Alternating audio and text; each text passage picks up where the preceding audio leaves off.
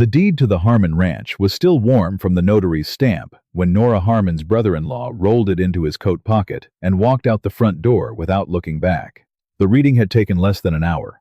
Vernon Harmon's will, drafted 3 years before his death from a chest illness that had slowly hollowed him out, had been contested by his older brother Gerald before the body was even cold in the ground. Gerald's lawyer, a thin man named Aldous Fitch who smelled of bay rum and ambition, had produced a second document, a codicil, he called it, signed and witnessed, that redirected the bulk of the Harmon land and livestock to Gerald's name. The original homestead, the cattle herd, the water rights along Crow Creek, the winter feed stores, the breeding stock, all of it transferred neatly to Gerald Harmon, who accepted ownership the way a man accepts something he already considered his. Sitting across the parlor table was Nora Harmon, 26 years old, widow of 8 months, and every person who mattered in Denton County, Wyoming, was watching to see what she would do. She did very little. She folded her hands on the table. She looked at the codicil without touching it. Then she looked at Aldous Fitch, and then at Gerald, and then at the window beyond them both, where the October sky over the Wind River Range had gone the pale yellow of old bone. Her 7-year-old daughter, Clara, sat beside her on a wooden chair, her feet not quite reaching the floor. She was holding a gray cat named Huckleberry against her chest. Gerald slid a small envelope across the table. Inside was $32. "Vernon always did keep you comfortable," he said. "Consider it a parting kindness." Clara looked up at her mother. "Are we leaving our house?" Nora did not answer immediately. She picked up the envelope. She set it in her coat pocket. She stood, and she took Clara's hand, and she walked out of the parlor of the home where she had spent the last 6 years of her life without once looking at the envelope again. What waited for her on the far side of Crow Creek was a 40-acre tract of ground that Gerald had overlooked in the legal proceedings, likely because it had no water rights, no structure, no grazing value, and sat at the base of a basalt ridge that made the land useful for little except producing dust and shadows. Vernon had purchased it as a speculative afterthought years earlier and had never done anything with it. It appeared in no contesting document. It was Nora's by default, the way a person inherits whatever falls through the cracks in the floor. She stood at its edge on a gray afternoon in late October, with Clara beside her and Huckleberry riding on the girl's shoulders and $32 in her coat pocket, and surveyed what she had. Basalt outcroppings ran along the northern face of the ridge. Below them, pale clay soil gave way to gravel as it descended toward the flat. 2 scraggly junipers leaned against each other near the center of the property as if holding each other upright. The wind off the ridge moved constantly, a cold and purposeful wind that tasted of snow still weeks away but already making its intentions clear. Clara studied the empty ground. "There's no house." "Not yet," Nora said. "What do we build it out of?" Nora looked at the basalt ridge. She looked at the clay soil. She looked at the 2 junipers. She did not answer the question, because she did not yet know. The nearest town was Millhaven, 8 miles east along a rutted wagon track. Nora made the trip 3 days later in a borrowed cart, with Clara beside her and a list of figures she had worked out by lantern light the previous 2 nights. A proper timber frame structure for something large enough to shelter a woman, a child, and a cat through a Wyoming winter would cost more than $200 in materials alone, not counting labor. She had 32. She spread her figures on the counter of Pemberton's hardware and dry goods and watched Owen Pemberton study them the way a man studies a map of a place he has no intention of visiting. "You're 40 acres short of any lender's confidence," he said, not unkindly. "And the season's wrong. Snow'll be here in 6 weeks. 8, if you're fortunate."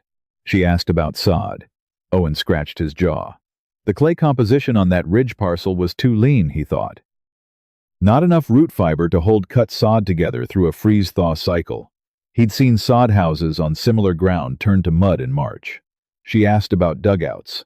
He tilted his head. The basalt shelf ran too shallow along the ridge face. You'd hit rock before you got deep enough to matter. She bought what $32 could cover. 2 hand tools she didn't already own, a coil of wire, a 20-pound sack of flour, and a tin of coal oil. The transaction took 4 minutes. Owen entered it in his ledger without comment. 2 men at the stove exchanged a look she was not meant to see. Outside, Clara stood beside the cart feeding Huckleberry a corner of hardtack from her coat pocket. "What did he say?" the girl asked. "He said the season's wrong." Is it? Nora looked east, down the main street of Millhaven, where the first real bite of autumn was pulling dead leaves off the cottonwoods in loose spirals. He said the clay won't hold. She said. He didn't say it wasn't there. The idea did not arrive as inspiration. It arrived the way most practical ideas do, through exhaustion and observation. Late at night, after everything else has already failed. Nora had spent 2 days attempting to dig a foundation trench at the base of the ridge. The basalt stopped her at 14 inches. She had spent a day cutting at the lean clay soil further out on the flat, trying to produce bricks that would dry without cracking. They cracked. She had walked the entire perimeter of the 40 acres 3 times, in the way that a person circles a problem they cannot yet name. On the 3rd evening, she sat at the base of the northern outcropping and looked at the basalt wall rising behind her. It ran approximately 30 feet across and stood to a height of 8 or 9 feet at its tallest point. It faced south. The rock had spent the afternoon absorbing what was left of the October sun, and even now, past sunset, it radiated a faint warmth against her back that the open air did not. Huckleberry climbed into her lap and settled there. The cat's purring was the only sound besides the ridge wind. Nora placed one hand flat against the basalt. The rock was still warm. She looked at the clay soil at her feet. She looked at the gravel. She looked at the outcropping. She thought about what Owen Pemberton had said, not about what wouldn't work, but about what was actually there. Clay, basalt, juniper, gravel, and a ridge that broke the worst of the north wind before it ever reached the flat. She was not missing materials. She was missing a method. Clara appeared at the top of the outcropping, looking down at her mother with the serious expression she sometimes wore when she was trying to calculate the weight of something. "Are you thinking?" the girl asked. "I'm thinking about what's already here," Nora said. "Is that enough?" Nora looked at the basalt wall, at the clay, at the way the ridge shadow fell across the flat, and where it didn't. "I don't know yet," she said. "Hand me that stick." She drew in the dirt for a long time after Clara went to sleep. The plan that emerged from those drawings was not elegant, and Nora knew it, but it was constructed entirely from what she had. The basalt outcropping would become the north wall of a structure, built directly against the ridge face, not a dugout, not a cave, but a room with 3 built walls, and 1 natural one. The south, east, and west walls she would build from rammed earth, clay-heavy soil packed in tight between juniper pole forms, mixed with gravel, and the ash from her cook fire to bind it. The roof would be a low slope of juniper poles covered in sod, angled to shed snow. The floor would be compacted earth, sealed with water, and dried flat. The structure would be small, barely enough for a bed, a stove, a table, and a corner where Clara could read, but it would use nothing that wasn't within 200 yards of where it would stand. She wrote the measurements in the margin of an old letter. 14 feet by 12, south-facing door. 1 window on the east wall to catch morning light. The morning she began, a local rancher named Thomas Greer rode past on his way toward Millhaven and stopped when he saw her driving juniper poles into the clay with a fence-post maul. He watched for a while from his horse. "What are you building?" he finally asked. "A house," she said. He looked at the basalt ridge. He looked at the clay piles. He looked at where the corner poles were already leaning slightly in the loose surface soil. He said nothing for a moment. "Clay walls won't hold water out," he said at last. "You'll be sleeping in mud come spring." "I'm more concerned about surviving winter than spring," Nora said. He shook his head, the way men shake their heads when they have decided that arguing with a woman is a lower priority than getting to town. "You should speak to Gerald. He's a practical man. He'd find you something reasonable for the season." Nora drove the next pole into the ground with a single clean swing.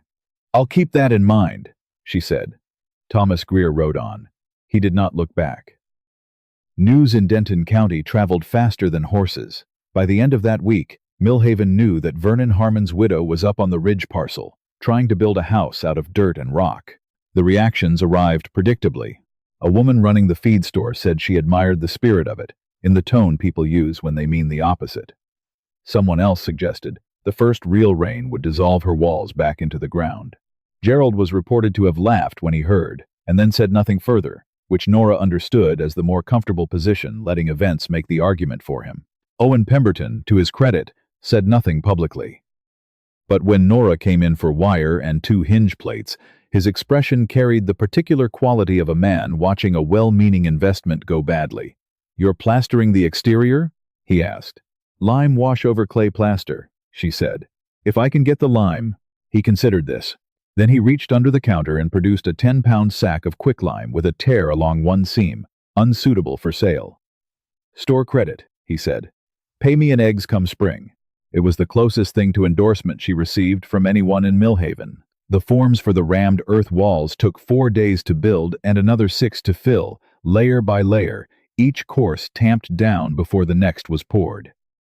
Clara worked beside her mother every day, carrying buckets of clay-gravel mix from the pile to the forms with the methodical seriousness of someone who understood, even at 7, that the pace of the work was the pace of survival. Huckleberry supervised from the top of a basalt boulder and caught 2 mice in the first week, which Nora took as encouragement. The work drew attention of a different kind as October ended. An older woman named Dorothea Stiles, who had homesteaded 20 years earlier in the same county and now ran a small orchard north of Millhaven, arrived one afternoon with a cart carrying 2 bushels of wormy apples, 3 lengths of old iron pipe, and a cast-iron door hinge so heavy it took both of them to lift it. Dorothea did not ask permission to help. She simply tied off her horse, pulled on her gloves, and went to work seating the hinge plate against the east-facing door frame. "Your mortar mix is too wet on the south face," she said, without looking up. "It'll dry with a lean. Add more gravel." Nora added more gravel. Dorothea stayed for 2 days. She said almost nothing about what the house would or wouldn't do. She said almost nothing about Gerald, or the will, or the $32. On the second evening, she sat beside the cook fire with Clara, and the girl asked her what the hardest winter she'd ever seen was like. Dorothea thought about it for a moment.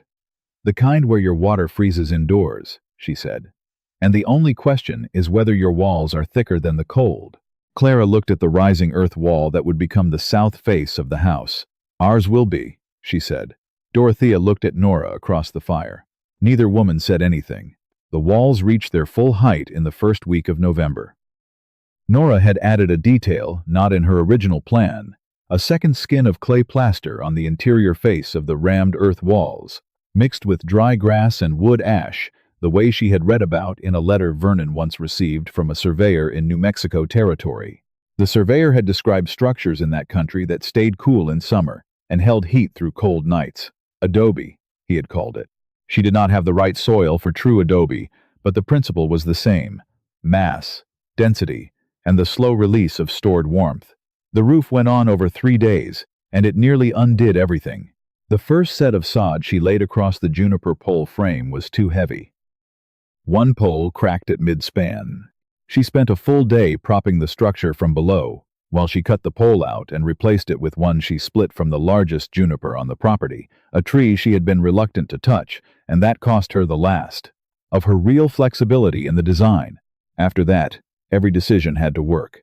The night she finished the roof, she sat inside the structure alone, after Clara was asleep in the cart, and lit a single candle. The flame barely moved. There was no draft. The basalt wall at her back held the day's warmth, the way a stone holds the sun long after sunset. The rammed earth around her was cool to the touch, but not cold. The air inside the small room was the air of something enclosed, still, and protected. She had packed a small thermometer in the hardware supplies she'd bought in Millhaven, more out of habit than calculation. She checked it now. Outside, the night air had dropped to 31 degrees. Inside, without a fire, the candle measured 44. She wrote the numbers on the back of the same letter that held her original plans. Then she wrote the date. Then she sat for a while without writing anything else. Gerald Harmon came to see it on a Thursday morning in late November, the same way he handled most things on horseback, unannounced, and with another man present. The second man was Aldous Fitch, who sat his horse at a polite distance and took in the structure with the expression of a man cataloging something that surprised him. Gerald dismounted and walked a slow circle around the house. He studied the lime-washed clay plaster. He pressed one hand against the south wall. He crouched and looked at the stone skirt Nora had laid along the base to divert groundwater. He stood and looked at the roof line. He said nothing for longer than was comfortable. Finally, he put his hands in his coat pockets. "It's a clever arrangement," he said, in the tone a man uses when he means exactly that, and nothing more. The ridge breaks the wind well up here. Nora stood in the doorway. It does. Gerald looked at Clara, who was seated on a stone near the juniper trees with Huckleberry and a primer book, apparently uninterested in the visit. The girl should be in school, he said. Millhaven has a schoolroom now. She reads well enough, Nora said. He looked back at the house. Clay walls settle, he said.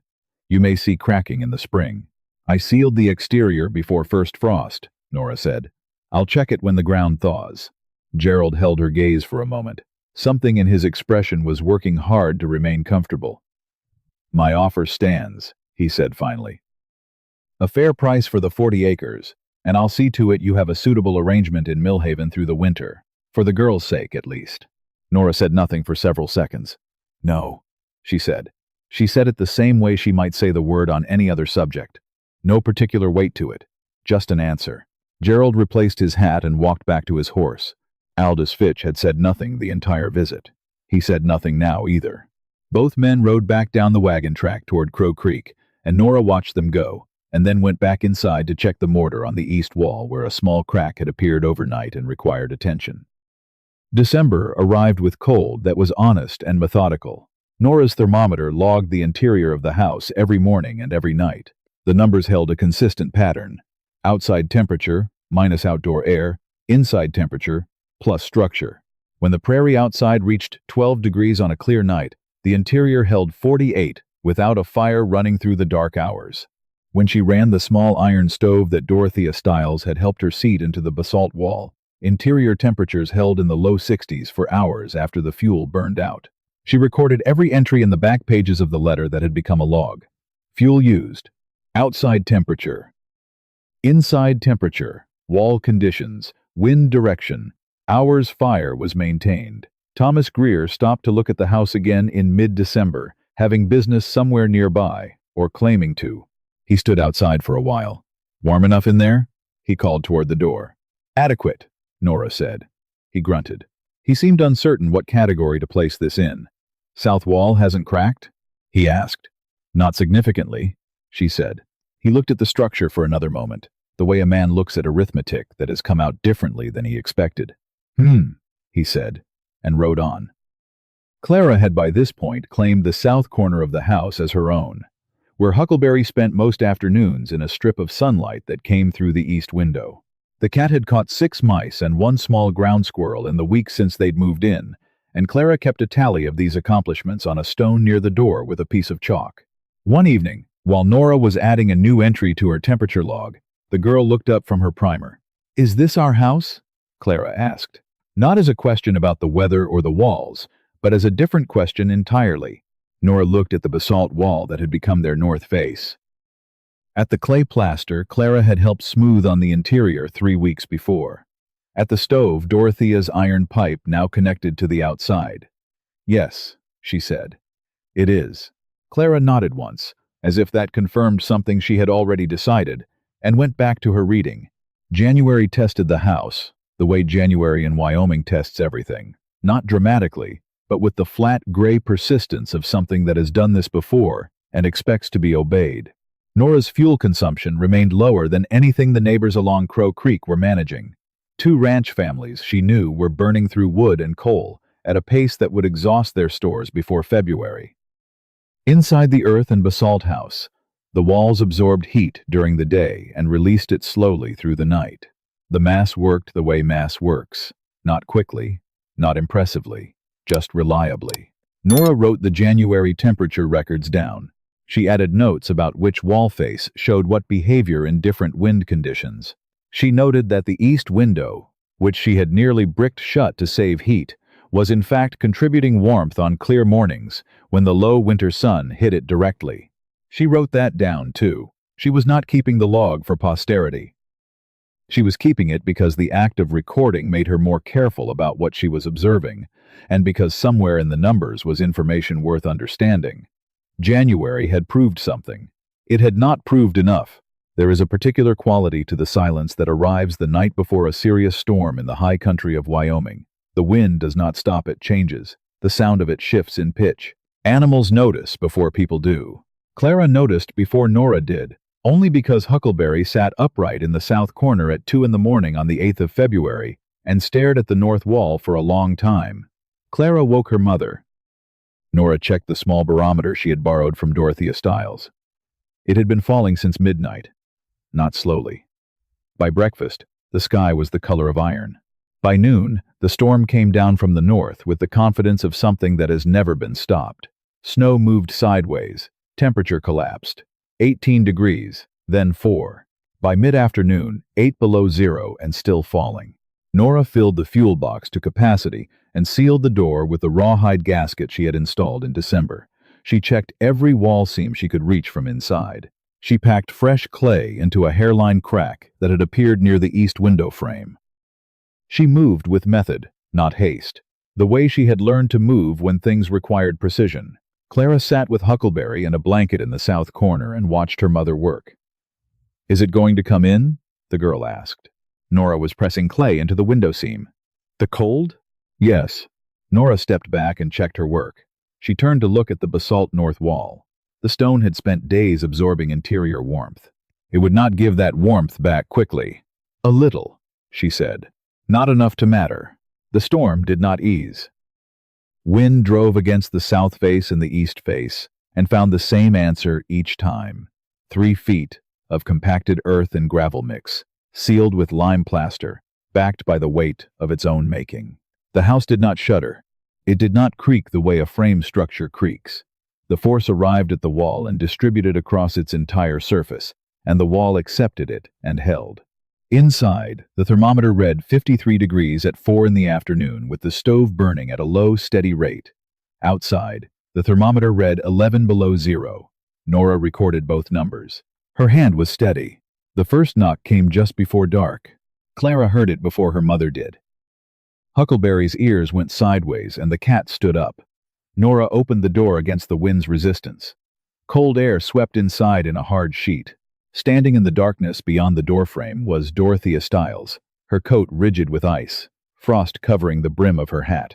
Behind her stood a young woman Nora recognized as Dorothea's granddaughter, home from a teaching post in Casper, wrapped in blankets that had gone stiff.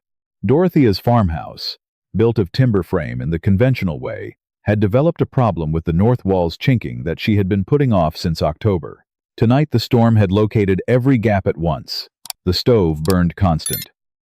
The temperature inside dropped anyway. Nora stepped back from the door. She did not waste time with words.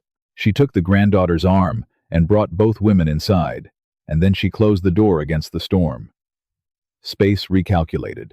More bodies meant the stove could run lower and the room would hold temperature. Dorothea understood this before Nora had to say it. She took off her coat and hung it on a peg well away from the wall and immediately sat down beside Clara, who offered her Huckleberry as if this were a reasonable thing to offer. The older woman accepted the cat. She looked around the interior of the house she had helped build. She did not say anything about the temperature. She did not have to. An hour later, a second knock. The wind had softened slightly, just enough for sound to carry. Huckleberry heard it first again. The cat lifted his head and looked at the door. When Nora opened it, Gerald Harmon was standing in the blowing snow with his wife Martha and 2 young boys behind him. He was not wearing the expression he had worn the day he left the parlor with the deed in his pocket. He was not wearing the expression he had worn the day he came to inspect her walls. He wore the expression of a man who has been standing outside in 11 below zero cold long enough to have recalculated everything. The farmhouse across Crow Creek, the one with the water rights, and the cattle, and the grain shed, and the decades of value his lawyer had arranged neatly into his name, that house was a timber frame structure, and its north wall had been showing gaps in the chinking since August. And Gerald had told himself he would address it before winter. The storm found each gap with the precision of something that had been waiting for them. His wife, Martha's hands, were white at the fingertips. Gerald Harmon stood at the threshold of the house his sister-in-law had built from clay and basalt and gravel, and $32 and 5 weeks of work that everyone in Denton County had told her was foolish. One boot remained in the snow. He stood in exactly the space between inside and outside, and something passed across his face that was not easy to name and was not an apology and was not nothing. He could not seem to find words for whatever it was. Nora did not wait for him to find them. She took Martha's arm first. The woman's hands needed attention immediately, and she pulled them all through the door, children first, and the door closed behind Gerald Harmon. And the storm went back to being something that happened outside. The night was long. Nora calculated fuel. She made adjustments she did not explain out loud. More bodies changed the thermal arithmetic, but the walls did not know how many people were relying on them. They held the same. Clara developed a slight cough near midnight, which Nora addressed with warm water and watched closely. Fuel measured lower than she'd have liked by 3 in the morning. The stove was stepped down. The basalt wall continued releasing the heat it had stored. The rammed earth walls did not give ground. Inside temperature at 3 in the morning, 47 degrees. Outside, still dropping, -16, by the barometer's reading. Nobody suggested leaving. Nobody mentioned the words that had circulated through Millhaven in October. Nobody said beggar or clever or foolish. Gerald sat with his boys near the east wall and said almost nothing for 6 hours. Martha Harmon slept in the south corner with Clara and Huckleberry, in the way that exhausted women and children sleep when they are finally warm enough. Dorothea Stiles stayed awake. So did Nora. The two women managed the fire and the room in shifts without discussing it, the way people manage things when they have both learned that a task not done is a problem that arrives later. The storm broke on the morning of the 10th. Sunlight returned in stages, first a pale gray lightning, then actual color. Then silence, the particular silence of a world buried under new snow that has not yet been touched. Nora opened the door on a landscape that did not resemble the one from 2 days before. Drifts reached the east windowsill. The two junipers were white sculptures of themselves. The wagon track to Millhaven had ceased to exist as a distinct feature. Even the basalt ridge above the house wore a shelf of snow along its southern face. The thermometer at the door read 34 below zero outside. Inside, 46. No fire had burned for 2 hours. Nora stood in the doorway for a moment in the cold sunlight, and then went back inside and wrote both numbers down. Dorothea Stiles appeared beside her and looked at the log entry. The older woman's hand rested on the page for a moment, the way hands rest on things that have become important. "How much ash in the plaster mix?" she asked. It was a technical question. The first one anyone had asked her. Nora answered it. Then Dorothea asked about the gravel ratio. Then about the depth of the stone skirt at the base. The questions were practical and specific, the kind that come from a person who is already thinking about building something. Gerald Harmon's family was the last to leave. The boys went to the wagon first. Martha thanked Nora without elaborating, which Nora understood as genuine. Gerald stood outside the door after the others had moved on and looked at the house for a long moment. The south face of it, the lime-washed plaster, the stone skirt along the base, the low-sod roof with 2 feet of snow on it that had not compromised the juniper poles below. He looked at it the way he had not looked at it in November. Vernon would have understood this, he said.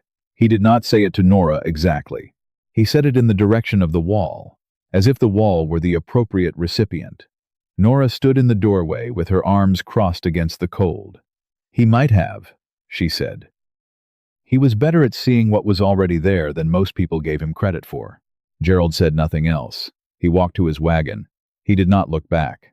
The following weeks brought a different kind of visitor to the ridge parcel. Thomas Greer came first, with practical questions about the drainage trench along the north face. He was followed by a young homesteader couple from the far side of Crow Creek who had spent the blizzard in misery inside a poorly chinking sod structure and were reconsidering everything. Dorothea Stiles brought her granddaughter back on a clear day with a notebook. Nora answered every question. She showed them the stone skirt. She explained the gravel and clay ratios. She described how the basalt ridge had changed from an obstacle to an asset.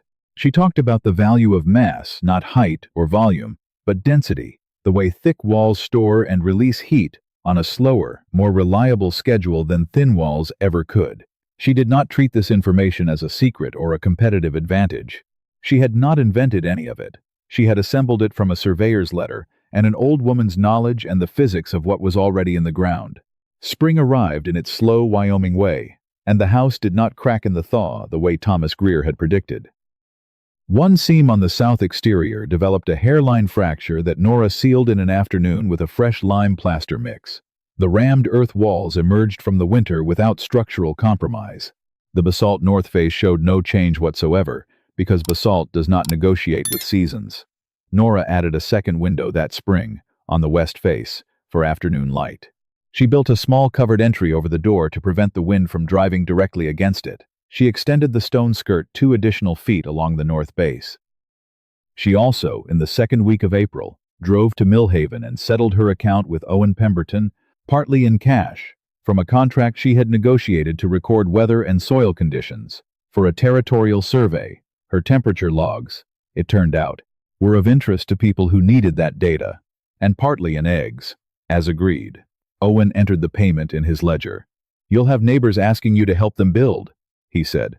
"I already do," Nora said. He nodded, the slow nod of a man updating his assessment of something. Clara had started attending the Millhaven schoolroom in March, riding the 8 miles twice a week with Dorothea Stiles's granddaughter, who had taken the teaching position there. She had told her teacher on the first day that she lived in a house her mother built from what was already on the ground, and the teacher had asked her to explain it, and she had. In the serious and precise way she explained most things. On an evening in late April, Nora sat outside the south face of the house, in the last of the day's warmth, with the Wind River Range turning amber above the ridge, and the temperature log open in her lap at the February entries. Huckleberry lay on the stone beside her. The February numbers were what they were. She had looked at them many times. -34 outside, 46 inside, 2 hours after the last fire. She turned to the last page she had used and wrote a final entry for the winter. Not temperature, not wind direction. She wrote, "Walls held, season finished." Then she closed the log, and the evening light moved across the lime-washed clay face of the house, and the basalt ridge above held its warmth a little longer than the open air around it, the way it always did, the way it would again. What Nora built was never really about walls. It was about the quiet courage to look at what you already have, the cast-off gravel, the overlooked ridge, the $32 nobody thought was enough, and trust that your own careful hands can make it matter. The most enduring things we build in this life rarely come from abundance. They come from attention, patience, and the refusal to leave before the work is finished. A small note for you. This story was created and fictionalized by AI, crafted to bring you a moment of entertainment, while leaving behind a small, genuine light worth carrying into your day.